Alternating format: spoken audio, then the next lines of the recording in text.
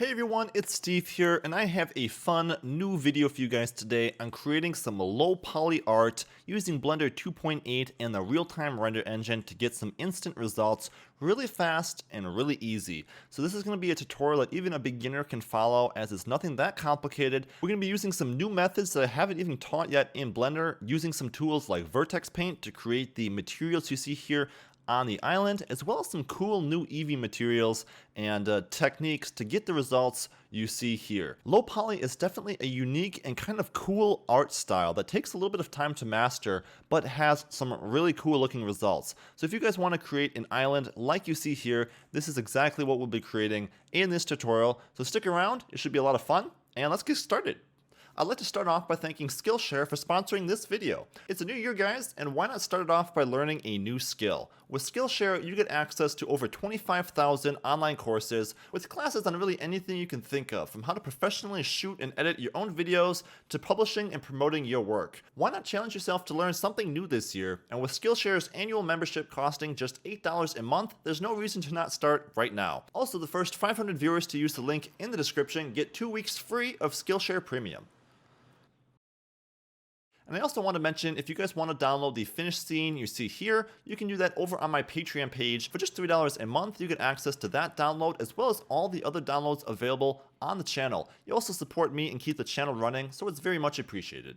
Okay, so starting off in Blender 2.8 beta, the first thing we're going to do for our little low poly island is, well, we'll delete that default cube, and we'll add in an icosphere. So we're going to use an icosphere because it's cool. Also because we need it, and we're just going to go ahead and change a few of the settings here in the add settings down here. We're going to give it 3 subdivisions, so it's a little bit higher quality, but I like to use the icosphere because it has the triangular, really low poly type stylistic look. The triangular shaped mesh really gives it more of that cool low poly look, and now I'm just going to scale that icosphere by hitting S and then 10 on my number pad to make it very nice and large for our scene. So we're going to do a little bit of sculpting. What you're going to do now is switch from object mode over to sculpt mode, and here we're going to use basically just the draw brush for the most part and dynamic topology. So you enable that up in the corner over here now. There's a little checkbox next to it. You want to check that and then OK to the warning there, and you'll be ready to start drawing. Now you can see right off the bat our settings are a little bit too detailed for my liking, so I'm going to go to our dynamic topology settings here.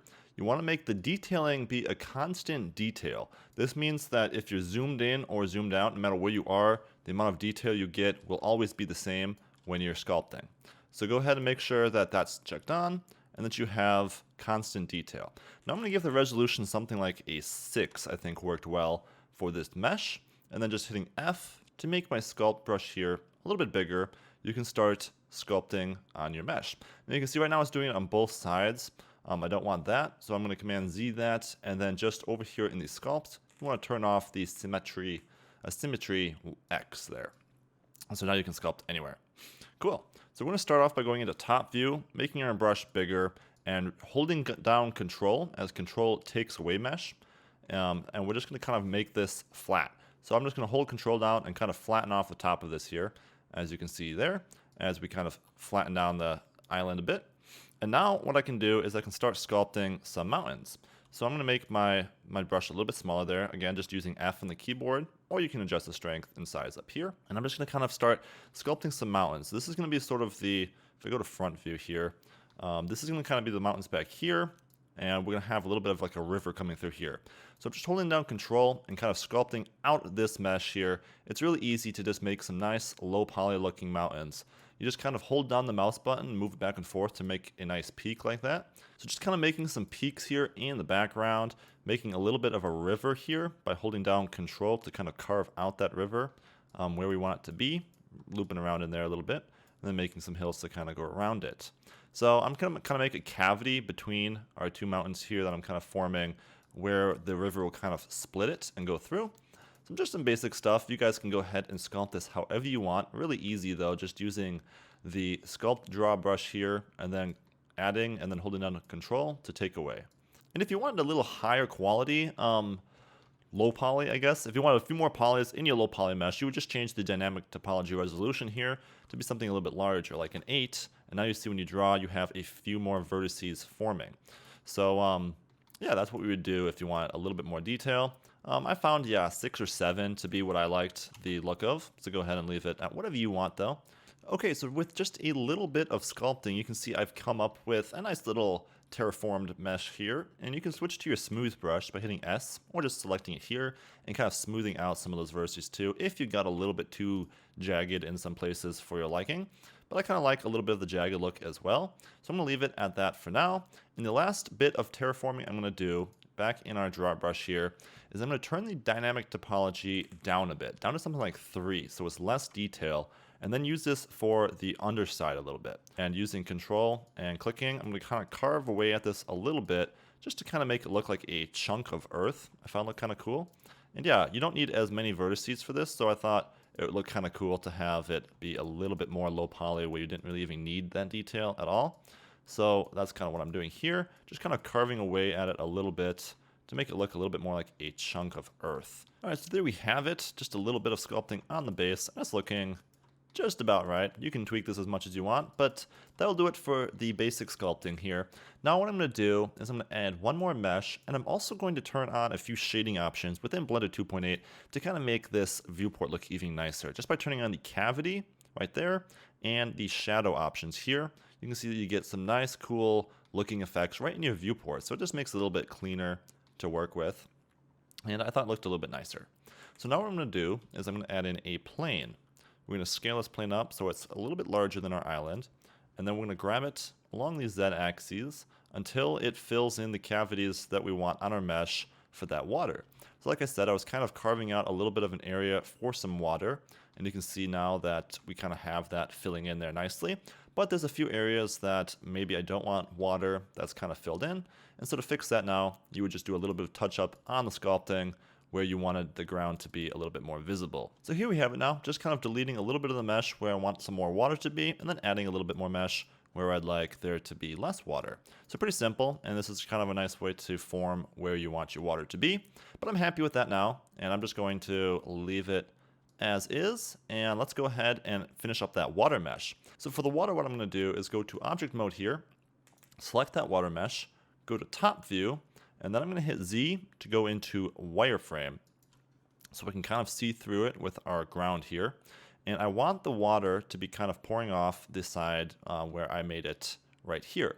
So I'm going to go to edit mode, and you can see this is where I want my waterfall to kind of be. I'm going to grab these 2 vertices, grab them along the Y or X axes, and just line them up kind of with the edge of the mesh. This doesn't have to be perfect because we're going to be doing just a little bit of sculpting on this as well. And then I'm going to extrude it down along these z-axis there, just to kind of have it pouring over the edge. Cool. So if I go back to object mode now and go to solid view by hitting Z and then choosing solid.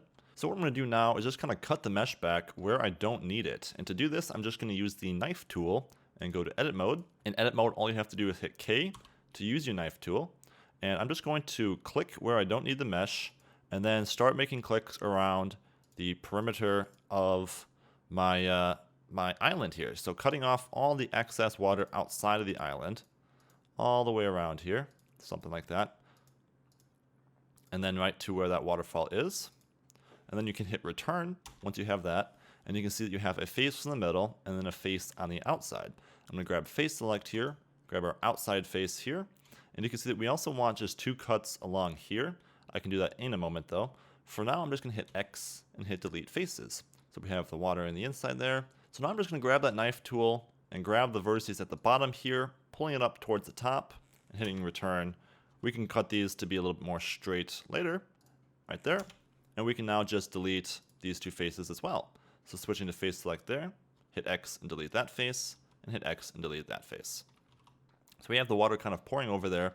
Now we just have to do a little bit of sculpting on the water. So I'm going to go to sculpt mode here, enable dynamic topology again, set it to 7, and now I can just kind of sculpt the water to be coming over the rocks here where I want it to be, and it also gives it that nice low poly look again. I'm just kind of cutting the water back here, and then just a little bit of detail over the water here to kind of give it that low poly look is cool. You can come back then and smooth it just a little bit.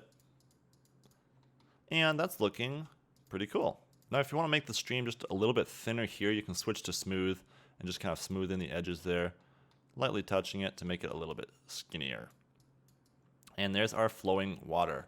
So that looks pretty cool, and that should be all we really need to do for that. So now let's go ahead and do some lighting and rendering on our low poly island here. So first, let's set up the lighting. The lighting is really important for the low poly scene as it gives it the coolest aspect, I think. So lighting is super important, and we're gonna use our little spotlight here and just turn it into a sun lamp. So to do this, we're just gonna grab our lamp settings down here, grab sun, and then what you can do is, let me make this a little bit bigger here, is we're going to leave the energy at 10, but I'm going to give it a little bit of a warmer looking color.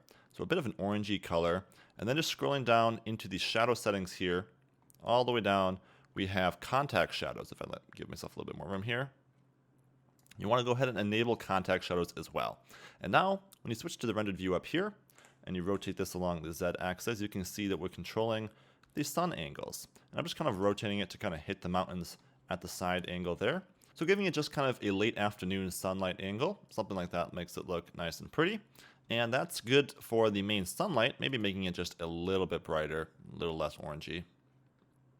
Something around there looks nice, a little bit of a reddish hue. And now what I'm going to do is I'm going to open up an HDR. So to open up the HDR, we're just going to go to our world settings here. We're going to choose use nodes. And then for the background here color, we're going to click that little drop box so we can grab the environment texture. And then for the environment texture, we're just going to open up an HDR. This one's from HDR Haven, and it's the Grand Canyon.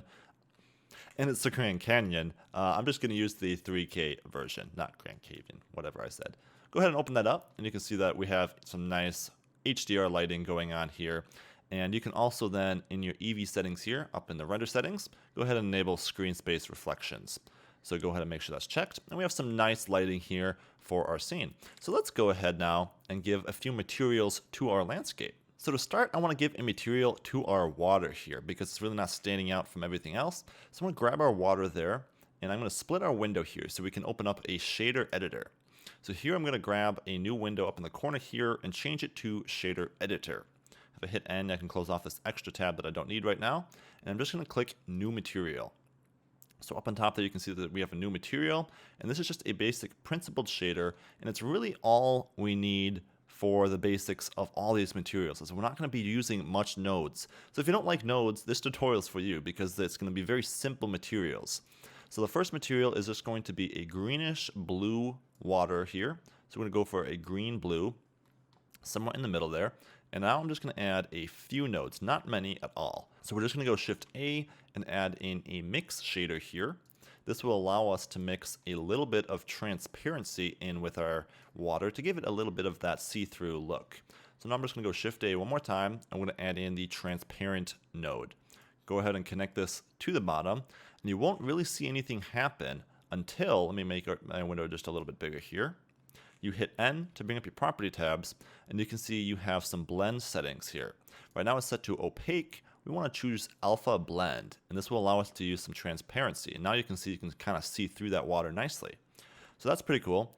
And maybe you don't want a whole 0.5 amount of the transparency, so you can turn that down to about a 0.35, just for a little bit of transparency. And that's looking very nice. The last thing I did is just duplicate this mix shader one more time, and then Shift A, add in a new shader. This one's just going to be a glossy shader, and we're going to connect this to the bottom socket, and we're going to change it from the GGX over to just a sharp reflection. And you can see that gives us some really sharp glossy reflections, and we're just going to turn down the amount here to be about a 0.1 or a 0.2, somewhere low. And that just gives us a nice little water material. Okay, so now let's add some material to our little island itself. And for this, we're going to be using a new method that I actually haven't even taught yet on the channel, and it's called vertice paint or vertex paint. In my materials tab, I'm going to go ahead and click new. I'm going to have a new material. And then in object mode, you can go to vertex paint here. And up here, you can see we have a few basic paint settings. I'm just going to grab a dirt color. So we're going to make it just kind of a nice brown color here. Make your brush a little bit bigger with F. And here you can see I'm just painting right over my mesh, painting those vertices in whatever color I want. So I'm just going to go ahead and give them all this dark brown sort of material real quick. Now the one thing you might notice is that this gives you kind of a feathered paint. And this is not really what I wanted for the coloring of my scene, because for the low poly, I like the style of sharp sort of edges, and this kind of fades the edges a little bit, and that kind of took away from it a little bit. So I didn't really care for that aspect of it, but what I found out you can do is you can actually do it where you can just paint individual faces. And I'm going to show you guys how to do that in a second. First, let's quick get our material set up here. So you can see that the color is there in vertex paint, but if we went to object mode, the color isn't there. And that's just because we simply need to go ahead and add one node here. It's an input attribute node. Go ahead and drop it in right here. And in the factor, we're just going to go color, mining the capitals. So capital C and then just OL, just like we have here. So for the color, it's just going to be COL. And if you want to see the name of your vertex group over in the object data here, towards the bottom, you can see that the vertex color is color. So we're just naming it the same as the vertex color there, right here in our attribute node. And now we can just connect that to the base color and have that color coming on to our mesh. So that's pretty cool. And now let's go ahead and paint a few extra details to our vertice color. Now to do this, we're just going to, we can close this off actually, because that's just going to be working in the background. Save our project. And what I'm going to do is I'm going to go back to vertex paint here. And to paint individual faces, you have to first go to edit mode. So I'm going to hit tab to go to edit mode. I'm going to make sure that I have face select mode up here checked. And then I'm going to double tap A to unselect it. And now I'm going to go ahead and paint in the areas that I want. Maybe the mountain peaks I'll do first. So I'm going to hit C on my keyboard and I can do a circle select now. So I'm just going to kind of grab the peaks of some of these mountains here that I want some white snow on. And you can use C to select and then middle mouse button to unselect. So I'm just selecting some of these with C, then going ahead and left clicking and using my middle mouse wheel to unselect the ones that I don't want selected. So just a few basic selections here on top of those peaks. And now what I can do is if I go back to vertex paint and I choose this little option here, face select masking for painting. So go ahead and check that. And now you can see that we just have those faces selected available for painting. And what you can do now is you can just go paint and click set vertex colors or shift K, and that will go ahead and assign whatever color you have here to those. So I'm going to make this a nice white color, almost 100% white, maybe just a little bit blue. And now I can go ahead and click paint, set vertex colors, and you can see that those are the colors of the peaks now. And that's pretty cool. I might want to make this just a little bit less blue actually. And then do that again, shift K, and paint that color. Now if I went back to object mode, you can see we have those vertices painted and there are nice sharp edges like I want for our low poly scene. So that's pretty cool. And I think I said pretty cool a few times. I might have said that more than once. So now going back to vertex paint, we're just going to do this a few times where we tab into edit mode, select a few faces. This time I'll do some grassy patches. So just kind of going around and selecting the areas that I want some grass to be showing up on. Just a few by making your brush nice and small with the scroll wheel. And then also using the middle mouse button, like I said, to kind of cut back on some of the amounts. And that looks pretty good. Maybe a little bit back there. And now what we can do is the same process of just going back into vertex paint here. So going vertex paint. And then selecting the color that we want for that grass. A nice sort of darkish green here. And then just going paint, set vertex colors. And we have that paint right over there. I might want to choose a little bit less green of a material as that's just a little overpowering. Do that again, shift K. And that looks pretty good. Back into object mode and you can see we have some grass painted in there. And a quick shortcut, if you want to use the C select option, you can do that right inside vertex paint. Just hitting C and you can see you have the circle select showing up again. And now you can just click a little bit across here where you maybe want a different shade of rock or something here. Then after right-clicking out of the circle select option, you can go ahead and choose your color here. So maybe just a darker gray, and then go Shift K, and there you have your colors already added in. So it's pretty quick. You don't even have to go to edit mode if you want to just use the circle select option. And now you can see when we go back to object mode that we have some nice little low poly materials coming over here. And this is all done with one material. Instead of making a whole bunch of different materials, it's all painted in with just one single material. So that's great for our little island. We have some nice materials. I also just set up a different material kind of for the base here, changing colors to a little bit darker. Kind of give it the look of like a chunk of dirt. But I'm liking the way this is looking. We have our water and our island. Now let's go ahead and decorate it with a few trees. So to make some of these trees, let me go ahead and just first hide our objects here so it's not in the way. I'm going to hit H and then I'm going to go back to our solid view here. I'm going to go Shift S to be able to snap our cursor to the world origin there in the center. And I'm just going to go Shift A and add in a cube. So grabbing our cube and tabbing into edit mode, I want to select vertice select here. And then I can go Alt M and then just merge at center. So we only have a single vertice now. So I'm just going to hit E and extrude that vertice up and just make a very basic tree. So I'm making a little bit of a trunk here, extruding it up. Now I'm going to take the branch here and kind of split it out a little bit, maybe go 2 different directions with these, and then just one more extruded out here for another branch. Now if I grab my middle mouse wheel to kind of pan around it, you can see it's all 2D, and I'm going to make this a little bit 3D by grabbing some of these vertices and just stretching them out in both directions, so we have a little bit more perspective going on our tree here, and that just makes it look a little bit cooler. And now what I'm going to do is I'm going to use the skin modifier to make this solid. So going to our modifiers tab right here, you can add modifier, and we're going to add the skin modifier. So here you can see it already did most of the work, giving us a nice thick mesh here. I'm just going to tab into edit mode, grab the ends of all those branches now, and then with proportional editing enabled. So I'm going to grab this option right here, which is proportional editing. This just allows you to adjust something and it will scale everything else proportionately, basically what it says. And I'm going to hit Control A to scale down the radius of these branches.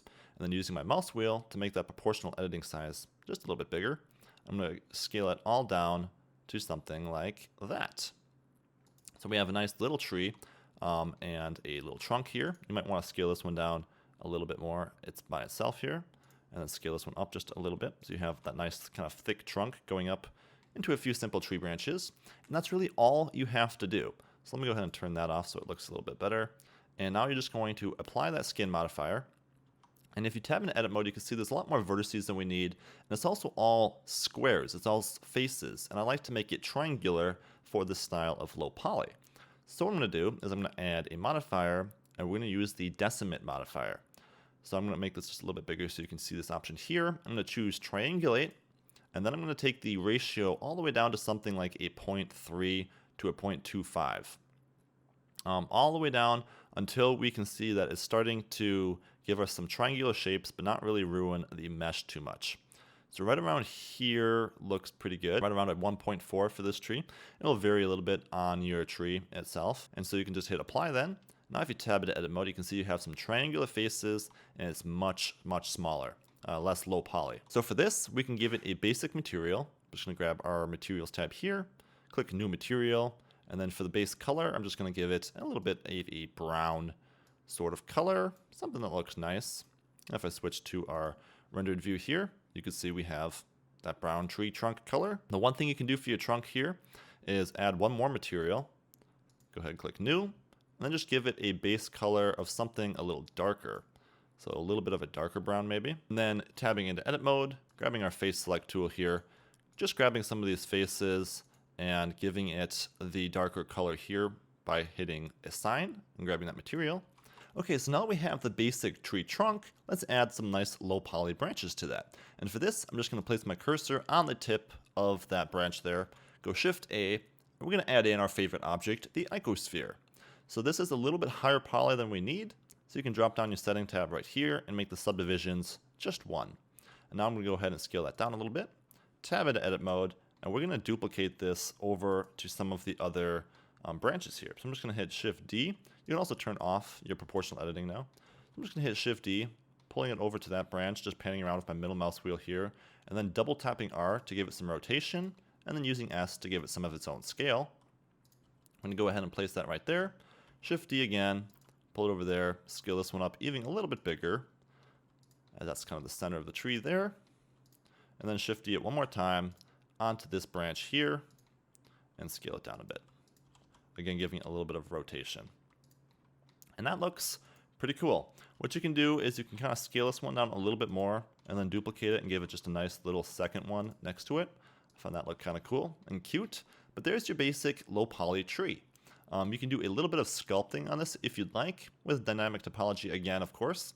Enable that. Set the resolution down to about something like a 1, and then grab your draw brush right here. Hit F to make it a little bit bigger, and you can kind of sculpt this a little bit as well, just to give it some random sort of not so symmetrical looking tree branches. And because we duplicated these all in edit mode, we can go ahead and edit them all at the same time now in sculpt mode. So I'm just kind of drawing and taking away a little bit of the mesh here and there. So with that said and done, I can jump back into object mode here, and we can give that its own little cute tree material. And I'm just going to make another material here to give it a little bit of variation as well, just by making a darker green material and tabbing into edit mode, grabbing a few of these branches and assigning the darker material to it. So there's a little bit of change between the two of these. I thought that looked kind of cute. And there's our little low poly tree. So once you're done with the tree, you can grab the top greenery there and then shift, right click the bottom, and then just hit Control J to make it a single object. I'm just going to grab this and move it off to the left here a little bit. And we're going to make one more tree object for our scene. I'm going to hit Shift A and add in a plane. If I just grab this plane down here, I'm going to tab into edit mode where I can scale it down a bunch and then just extrude it by hitting E and pulling it straight up to about that size, and then hitting S to scale it down nice and small. I'll hit Control R and put one more cut in here by using my left mouse and just moving it up and down, and then scale it down a little bit as well. Now what I'm going to do is I'm going to place my cursor towards the bottom there, and we're going to go Shift A and add in an icosphere. Again, because we love icospheres around here. And so then tabbing into edit mode here, I'm going to use this icosphere, and I'm going to first just hide my background object here because I don't want to edit that anymore. So I'm going to hit L to select the whole mesh there, and then H to hide it. Now, grabbing face select mode, I'm going to use C to grab all of the faces, the bottom 2/3 or so of the icosphere, just leaving these on top here. So you're going to want to make sure you grab all of these. You can check this box up here to be able to select the faces on the other side of the mesh there. And then you can uncheck it once you're done. And now I'm just going to hit X and delete those faces. So we're left with just this. So now I can go ahead and hit Option H to bring my trunk back. And this is going to be the base of our pine tree. So moving this over our trunk a little bit more here, going into front view with number pad 1 and scaling it up a bit, something like that will work. I'm going to grab our edge select and then right click holding Alt down to select the edge ring around the bottom there. Now I can just hit F to fill that in, and we have a solid looking pine tree like shape. So taking this now, I'm just going to duplicate it, pull it up, double tap R to rotate it a little bit, and then scale it down. And repeat this step a few times. And there we have a basic little pine tree.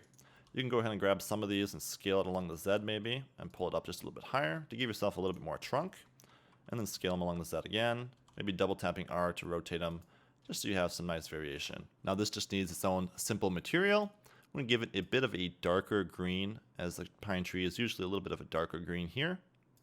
And then we're going to give it one more material. This one's just going to be the brown material for the trunk, of course. I'll make it a little bit darker. And then tab into edit mode, hit L with your cursor over that trunk, so it selects just the trunk. And we can assign that dirt material, or not dirt, it's more of a trunk material, to that pine tree. And you can see that looks pretty cute. And there's our trees for our scene. So let's finish up our little island now by adding these trees to our scene. So I'm just going to hit Option H to unhide our island. And you can see that our trees are kind of stuck in the middle here. So I'm just going to grab both of them by hitting Shift and right-clicking both of them. And then hitting G and Z to pull them up. So here now, I can grab our trees. And I'm just going to hand place them across our scene real quick here. Just by grabbing them, kind of placing them where they look cute, rotating them along the Z to get the angle that I'm looking for, and then scaling them down a bit. And I thought the pine trees look kind of cool being around the base of the mountain a little bit more, for the most part anyways. So I'm just going to grab it along the axis over here, scale it down, and then just kind of pull it right so it's sitting along the side of that island there. Scale it down a little bit, and then hit Shift D, duplicate it again. And this one we can scale up a little bit taller maybe, just by hitting S and Z along the Z axis there. This one may be a little bit smaller right next to it. And you can see how we can kind of just shape our scene now by duplicating some of these trees around, giving them a few different rotation angles by rotating them around the Z and then just rotating them around on a little bit of an angle, scaling them down. And we can form a cute little island.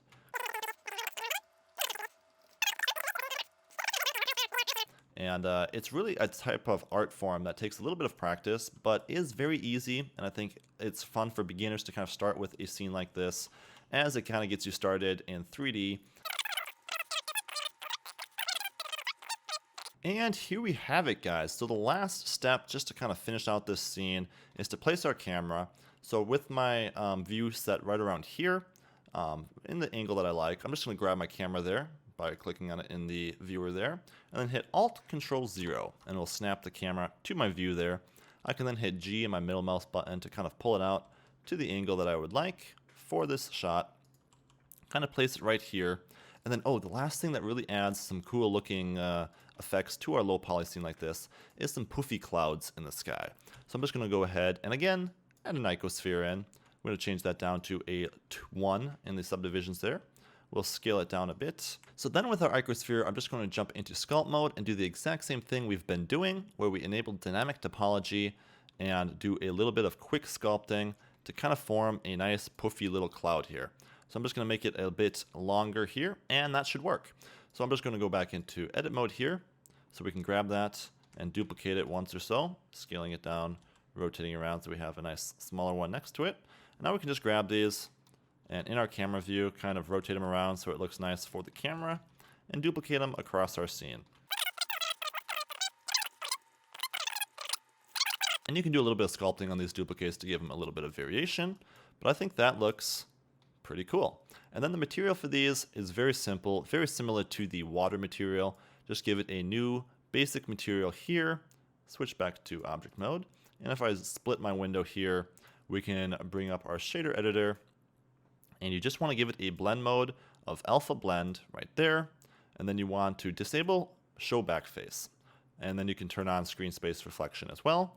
Those are the few settings right there, and then you just add in a transparent node like we did before. So Shift A, shader, mix shader, drop it right in there, and then add in that transparent shader, plug it in the bottom socket, and you can go ahead and leave it at about a 0.5 or so.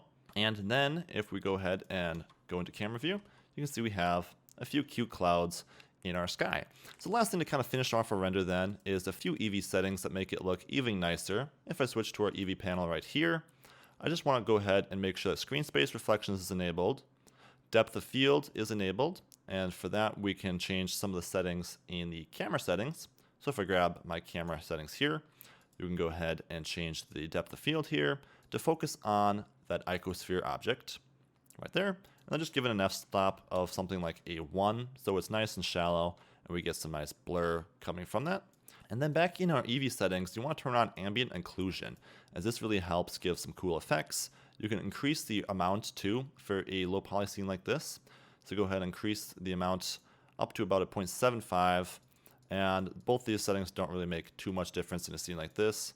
So I'm just going to turn them off. And then the last thing is enabling some bloom. And of course it's way too strong, but if you take the threshold way down so you just have a very small amount of that, it looks pretty nice.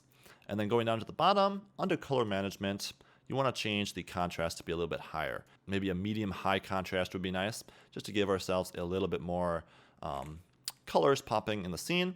And then the very last thing is we can actually have some reflections in our water here from our trees if we want to add in, just putting our cursor there, if we want to add in a light probe. So I'm going to go Shift A down to light probe, and I'm going to add in a reflection cube map. So this is just a circular cube that will add reflections to whatever is within this basically empty object. So if I go to our indirect lighting right here, and I can just turn on auto bake so you can see the results happen in real time. So you can see adding a light probe over the water, maybe a few of them if you have a few different water sources, will add the reflections you see appearing right here. So it's actually interacting with the clouds and some of the trees you can see in our water there, and that just kind of gives it a little bit of a nicer look depending on what angle you're looking at it from, and that kind of just increases the quality of it a little bit more. So there's our cute little low poly island. If you click the overlay button there, you can turn off the extra overlays and just see it for what it is, and it's pretty cool looking. This could really easily be animated as well if you wanted to, just by hitting the keyframe option right there, adding a keyframe on frame 1 by moving your camera a little bit, and then jumping to frame like 120 or something, and hitting G and your middle mouse button to zoom in a bit, maybe reposition the camera just a little bit as well, something like that. And you can see we also have a keyframe now added on there because of this option. So if we turn that off now and just played it through, you can see we have a nice little cute real-time animation being played here. So I hope you enjoyed this little low poly tutorial, learned something new, and had some fun creating some low poly art. That's going to do it for me, guys. I'd like to again thank Skillshare for sponsoring this video, and if you want to learn something new this year, definitely go ahead and check out Skillshare with the link in the description, and I will see you guys in my next video. Bye!